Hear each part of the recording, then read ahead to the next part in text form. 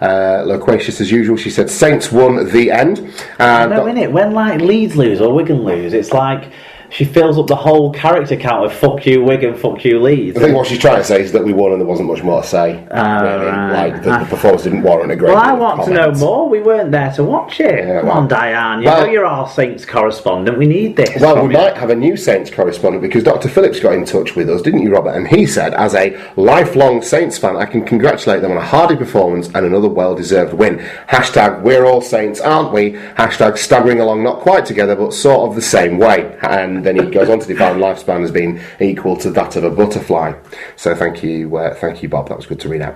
Right, Saturday evening then, tuned in just before the Eurovision, in fact, Mark, to watch the Catalan Dragons. Were you sober still at this point, or were you on your way? No, I'd had a couple of sherbets by this point. I'd had a couple of beers. Catalan Dragons 16, Huddersfield Giants 14. I really expected Catalan to romp this one a little bit more, and I think it's more credit to Huddersfield's improving durability. If you think over the last couple of weeks, yes, they're still in the bottom six, but they've dispatched the reigning premiers twice. There's green shoots there. Or they've beat the bottom of the league twice. Yeah, there's green shoots is what I'm saying for Huddersfield. There's improved performances, and you can only beat what's put in front of you. And Leeds on paper are still a very strong outfit. So I think credit to Huddersfield. Catalan didn't really click. During this game, it was a bit stop-start. The referee had a decent game, but there was no overwhelm. Who refereed it in France? Gareth Hewitt, of course it was. It was the back comment. It was the Catalan's pet referee. He's got a job over there now, hasn't he? That's what must have happened. He's got a gig working out of south of France. I think they sat down and said, "Look, does anybody fancy just like being the south of France referee?"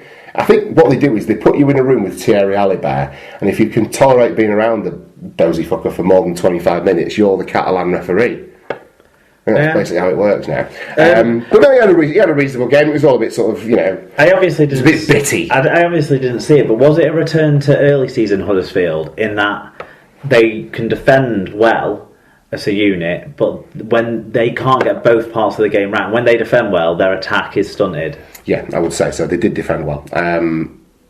And you would need to keep Catalan to 16 points. So, the stats are there. And what happened with Richie Myler early doors? Because I hear he could have a serious injury. He went off in about the 15th minute or so, Jesus, did he? Do you know what? I didn't even know it. I think I must have gone to the loo. That's my Chris Kamara moment. I don't even remember seeing it. Okay, fair enough. So, he's all right. So the Dragons. He's got a quad injury. I remember sitting there thinking Richard Myers had a quiet game. Yeah, I was pretty drunk by this point. The Dragons made fewer errors and gave away fewer penalties. They also had a 1.6 metre per carry average gain, and the reason the margin wasn't bigger in the score might be that. I don't know, I'm reading this shit, I'm so tired. Right, I'll start again. The Dragons made fewer errors and gave away fewer penalties, as they also had a 1.6 metre per carry better average gain. The reason the margin wasn't bigger might be that they actually still had fewer breaks than Huddersfield had, and had a lower team tackle success. Still managing that extra try though to take the win home. Tony Gigot, Frenchest Frenchman in the world, with a try and 209 metres. Jody Broughton with a try assist 133 metres. Another Frenchman in the roundup here, Julien Bousquet with 134, and Eloi Pelissier 59 tackles, 14 of which were marker tackles. That is one heck of an effort. There was a piece on the internet today, and I can't remember if it was from the 18th Man or Love Rugby League or something like that, and I didn't read it, so... Total RL saying... This is right. As Catalan's recruitment damaged International Rugby League. Yeah. That was the headline. I didn't read the opinion piece. Yeah, no, I haven't read the opinion piece yet, but I'm going to go back to it because if you look at that on paper, one Englishman and three Frenchmen. Fuad Yaha got in this game as well, didn't he? And then Tony Maria had a game as well. Yeah. So there's a lot. I'll tell you who's ruining French International Rugby League. The Penrith fucking Panthers. Get Ben Garcia in your side, you knobheads. and Richard fucking Agar. He's got a lot to answer for. Who stood out for Huddersfield then, Mark?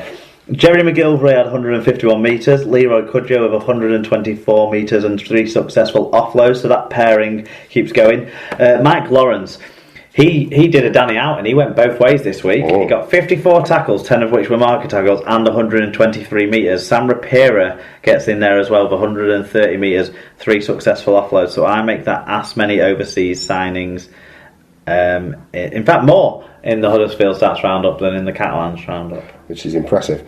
Okay, Dan RBW said it was a scrappy first half, got better in the second, could tell the Dragons were missing key players. Huddersfield tried hard and almost did it, but not sure. Brough has his head on the right way round at the moment. Tyler Cass fan said, well, I failed again. No matter how often I see Catalan Dragons, I can't find anything to like about them. If they typified all that was good about rugby league, I would never have fallen in love with the sport. Wow, that is... Who was that? That is strong words from Tyler Cass fan about the Catalan Dragons. Wow. I don't know where that's come from. I think it has. They play quite good rugby. Okay. He's up on his high horse at the minute, though, isn't he? Because they did Leeds by 1 million. But I wonder if he's going to get tricked up again and like predict some massive victory next week and have the rug pulled from under him.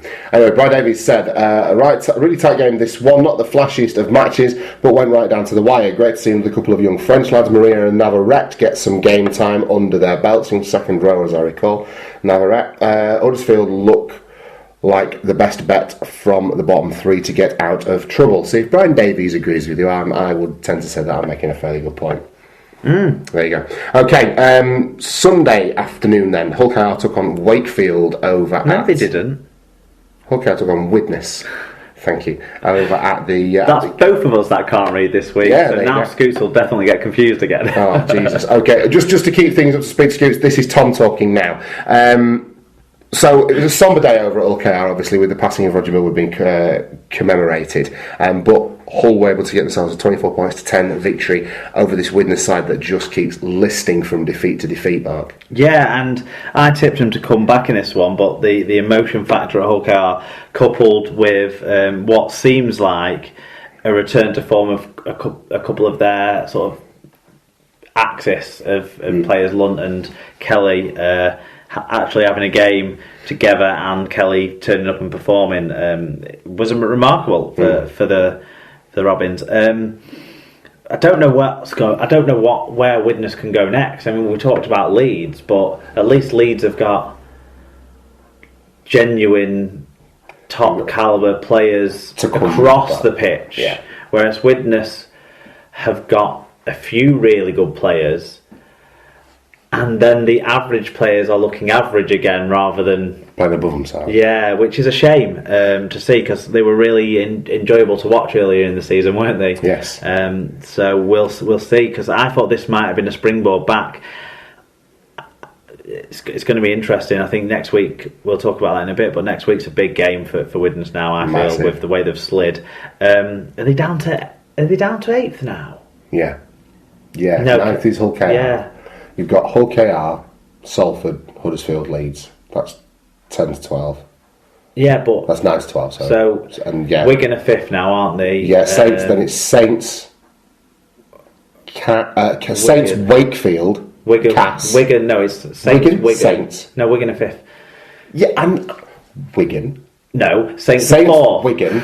You looked at me like I was a dickhead. You were the fucking dickhead. Hang on. Saints above you. Saints, Wigan. Yes, you're in 5th. Because we've got a shit points difference after that's Wakefield right. lost. Wakefield in 6th. Then Cass in 7th. Then Widnes have slipped all the way to... Ooh. It's getting... So Widnes, sorry, just to clarify... They still have 3 points ahead. They still have a 3-point gap, don't they? Just to see if I can say this. So Wigan are below Saints in the table. Yes. Then. Okay. Stat wins across the board for the home side as Tom was a massive knobhead on the Super League pod 100th episode. Stat wins across the board for the home side as they put on big meters, 1,645, that's a big number. They had 6 breaks to 3, 4 tries to 2, supported by a better team defence, a better average game, fewer errors. Although the game did have a massive total error count of 33, which is the highest in any single Super League game so far this year. So well done to both sides for that accolade. Yes. But we like to celebrate the positive here on the Super League pod, so who stood out for us? Kenny Seo, a try and 166 metres, continues his really good form. Sean Lunt with a try and 2 try assists. You got Albert Kelly with a try assist, 5 tackles, 128 metres. And we'll slip Thomas Mins in there with 137 metres. Was he in your dream team this week, or was he languishing on the bench?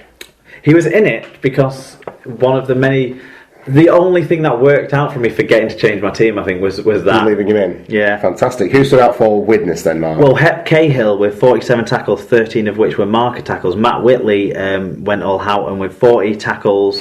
Went all Houghton. 116 metres and 3 successful offloads. Yeah, mate. Yeah, mate.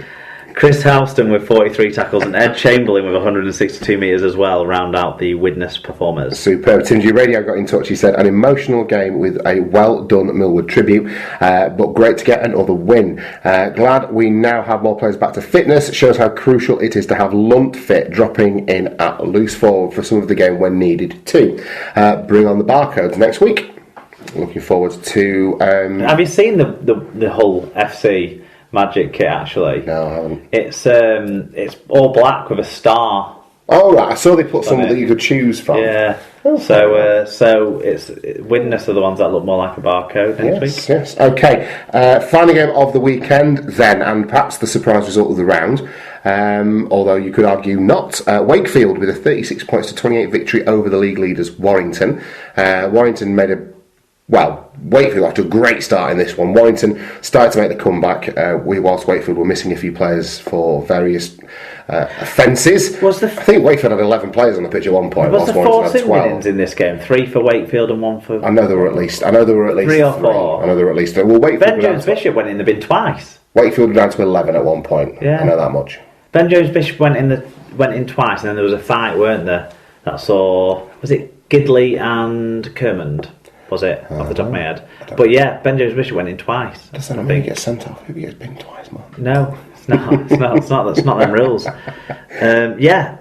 So Wakefield won it in the first half, really, and Warrington didn't quite have enough to come back, did they? No. And it was Ben Jones Bishop, the double sin bin person, who then came out and won the game with his late try when they were still down a man. I think maybe they were both down a man at that age. A lot of nosebleeds being reported at GP surgeries around Wakefield this week. It's just tremendous, isn't it, that the uptick in their fortunes continues under Chris Chester. Well, they've now won 3 times as many games as they won last year. Remarkable stuff. Yeah, I think they're going to be safe. I think they'll be top 8. I really do. Well, they're flying. Yeah, that's tremendous. Absolutely tremendous. So, what was the statistical story of the match, Mark? Well, a 1.2 metre per carry better average gain and a massive 9% better tackle success. How Warrington lost with numbers like those in their favour is beyond me. Jesus, yeah. 6 breaks each, but Wakefield bagged an extra try despite having slightly less ball and over 250 fewer metres. So do you think this is more of a case of Warrington failing to win this one by not executing properly then? It might be more of a case of Wakefield really toughing it out, and really scrambling well on the line.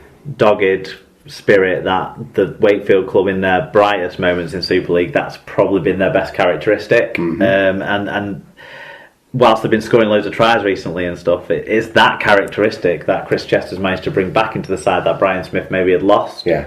Go individually, who stood out? Tom Johnston with a try in 164 metres, justifying his place in Brian Davies' all-time Super League team. Craig Hall with 2 tries, 118 metres and 2 clean breaks. Matty Ashurst celebrating his new deal with 2 tries, 1 try assist, 2 clean breaks. And Danny Kermond managed 46 tackles and 12 of them were mark tackles, so big effort from the captain. And for Warrington? Well, Joe Westerman put up some big numbers.